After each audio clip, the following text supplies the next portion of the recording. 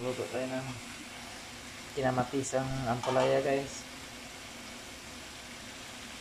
Yan. Yan pong kinamatisang ampalaya.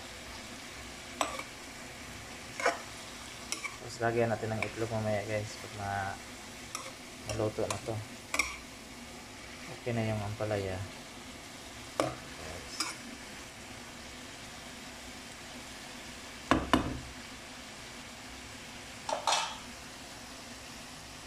Yung kinamatisang ampalaya natin guys. Ayan guys, napakulo rin ako ng napakulo ako ng luya. Luya ta guys kasi ayan. Saka natin lalagyan ng itlog guys. Sarap to guys.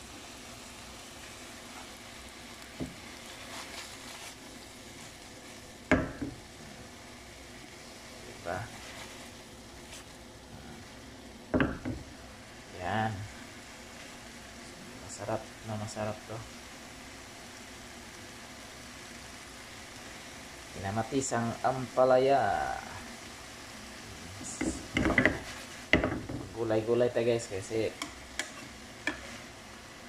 para maging mas sustansya guys. Makain tayo mas sustansya para sa katawan. Guys, puro lang tayo manok.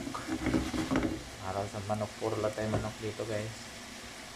Ayan, nakapalaya naman tayo. Lagyan natin maya guys, konti. Lagyan pa natin ng paminta guys. Ayan. Para lalong lumasa guys.